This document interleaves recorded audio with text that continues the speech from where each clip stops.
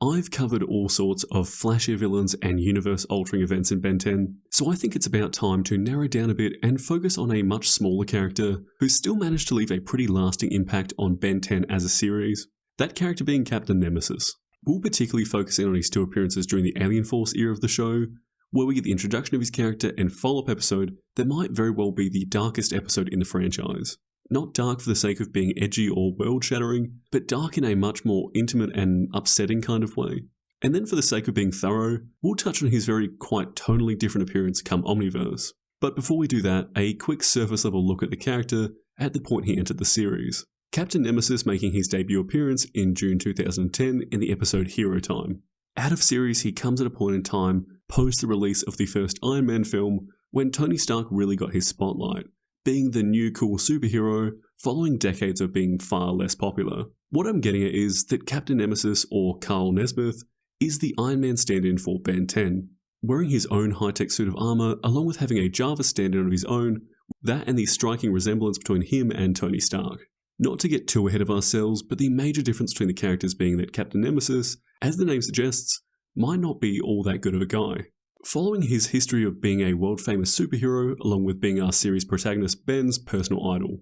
Thinking about it now, he's kind of the Iron Man equivalent to all the evil Superman stand-ins we have in media nowadays. Captain Nemesis being introduced to Ben 10 post The Boys and Superman Red Son, but before series like Injustice or any of that.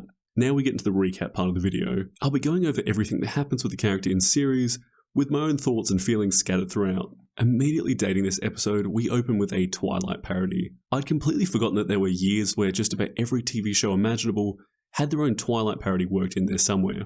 Anyway, the main trio are at the premiere of Darkfall, starring actress Jennifer Nocturne, who appears in the scene only to be met by these goons with alien weaponry. Ben immediately, without missing a beat, identifies this as a publicity stunt.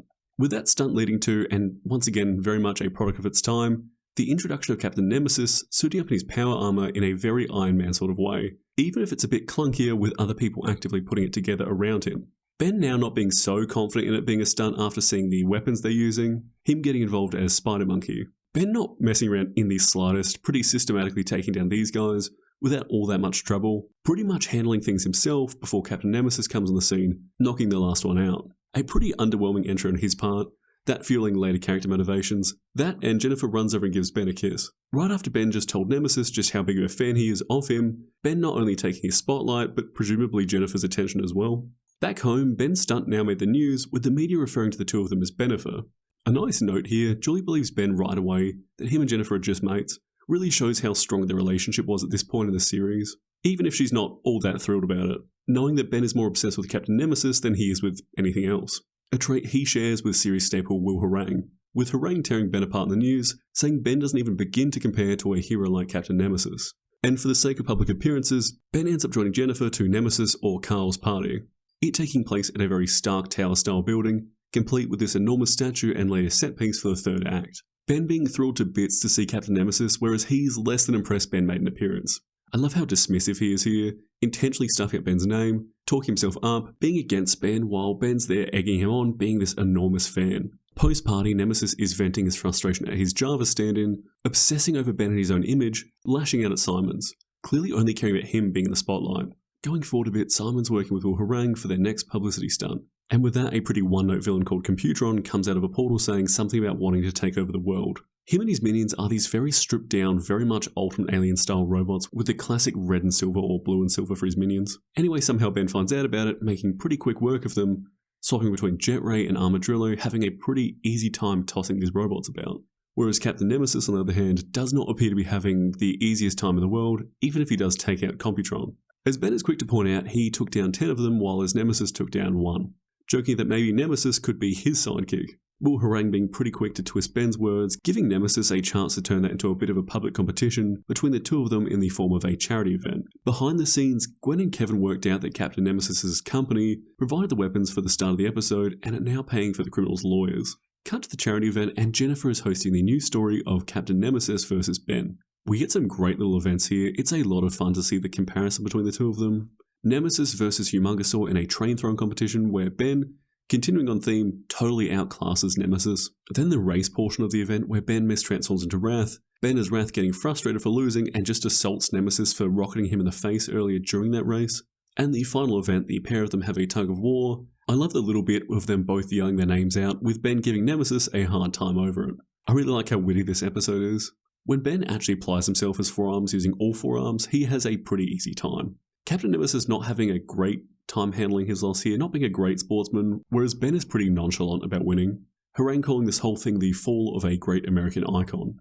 Nemesis going absolutely off the rails following this, risking his own well-being to amp up his armor a bit, removing any safety measures. One thing I quite like about Nemesis and his suit is despite being so Iron Man-like, it's quite stripped back as far as how flash it is. While he does fly later on, he's not flying about with so much ease and shooting repulsor beams all over the place. We then get the reveal that he released Computron intentionally, him really having gone off the deep end at this point, going as far to kidnap Julie along with Jennifer, and here's where things really escalate.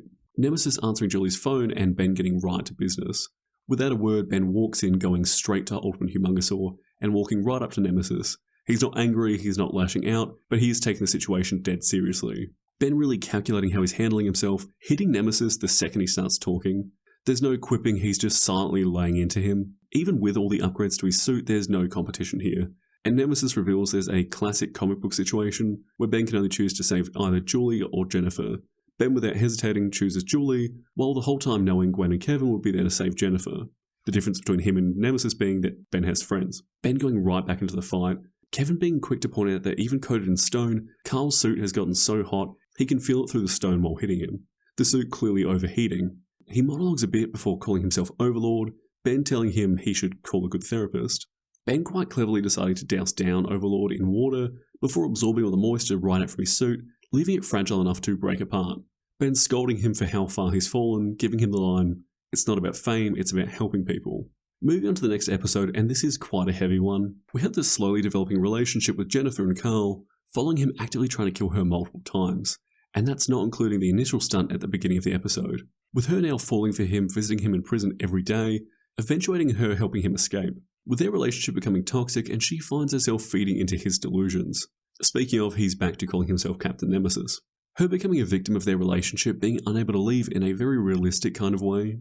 Now with the both of them feeding into each other's delusions, him promising her a life together only after they destroy Ben. Jennifer changing her look by cutting and dyeing her hair, whereas Carl, following a brief but pretty brutal run-in with Ben, getting a dodgy vet to perform plastic surgery on him before he kills the vet, leaving him behind in a freezer. But circling back to that run-in with Ben from earlier, it ending in Jennifer shooting Ben, which for a moment looks like it might have been the end for him had Gwen not found him. Jennifer trying to look after Carl, breaking down in front of him, begging him to let it all go and just be with her, while he's steadfast on getting revenge. Him tearing apart the bandages covering his now vastly different face, his face out of series now actually being modelled after his voice actor. Nemesis going on to kill some people who pulled over to check on the two of them on the side of the road. From there, Carl and Jennifer making their way back through his old company building, getting their hands on this enormous suit in the vein of Iron Man's Hulkbuster armor, Ben trying to reason with and rescue Jennifer, but she is standing by a completely manic Nemesis.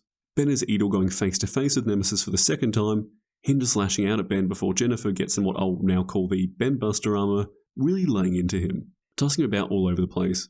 Then having him at arm's length, she hesitates to kill Ben, while Nemesis yells at her to finish it, giving Gwen just enough time to throw her off balance, saving Ben. Jennifer now lashing out at Gwen, who takes down the suit, electrifying it, and Jennifer. Nemesis drops everything and actually decides to run to her, telling her it's over and to pretend that he kidnapped her again, carrying her off to find help. And the episode ends there.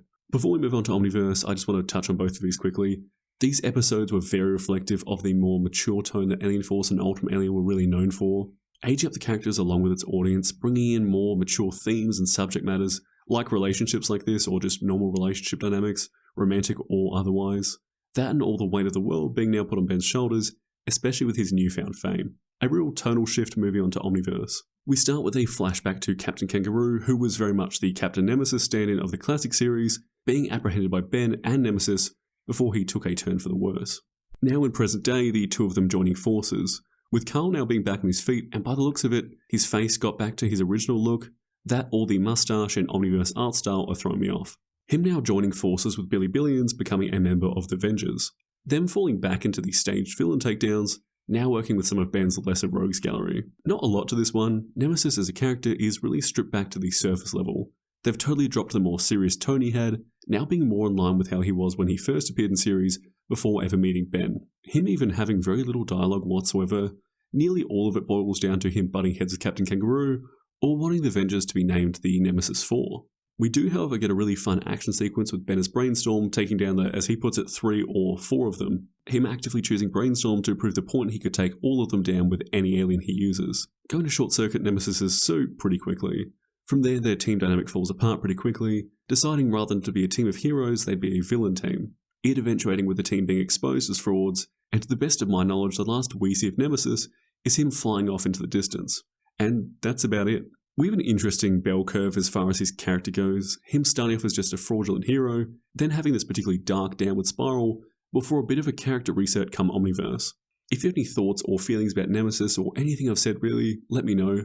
Otherwise, if you've made it this far in the video and aren't subscribed, please consider doing so. Either way, I appreciate you being here. Thanks for watching.